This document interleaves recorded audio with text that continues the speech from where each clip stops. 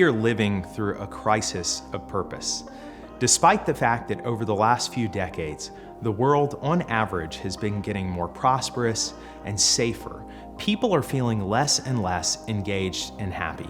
Studies around the world show that happiness is declining, that anger and frustration are rising, and that many people are feeling lonelier and more isolated than ever before.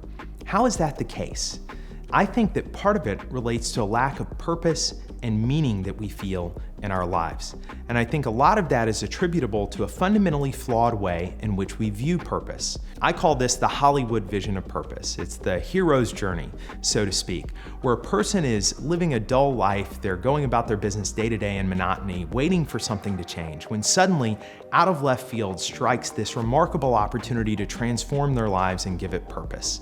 It's Neo finding the Matrix. It's Rey on Tatooine finding an adventure that leads her off-world. It's the way in which all of these Hollywood heroes find some transformational event to change their lives. And it's at the core of the way that many of us seek to find purpose in our own lives.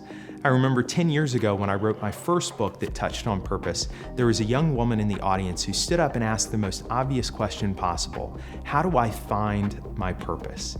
And yet at the time I didn't know how to answer that question. I've come to believe it's because we all hold a fundamentally flawed view of purpose that contains at least 3 myths tied to this Hollywood vision of purpose.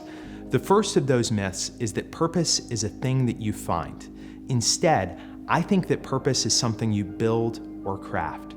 There are opportunities for us in our lives every single day, in any profession, to craft or build greater purpose and meaning into our lives and into our work.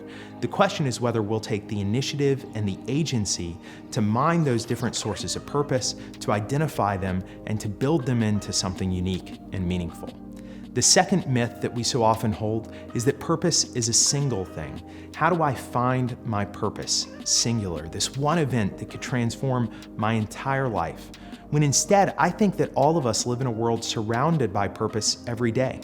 If I could talk to that young woman once again, I'd tell her, you probably have great sources of purpose in your life right now: family, friends, community activity, educational enrichment for yourself, and it's looking to that broad tapestry of purpose that will give your life a deeper sense of meaning. And third, I think we hold the myth that purpose is stable over time. This idea that we'll find one thing to transform our lives for the rest of our lives, when all of us actually go through different phases where our sources of meaning and purpose are varied. When you're in high school, your sources of purpose look different than when you transition to be a grandparent. And it's learning to embrace those changes in purpose over time that will allow us to navigate those life changes well and eliminate a lot of the anxiety that we feel to find one core source of purpose that can change our lives. Now, obviously, Christians will object. We do have a core source of purpose in our faith in Jesus Christ and in the life that He's given us. And I think that's absolutely true. As religious believers, we do have a core source of purpose in our faith.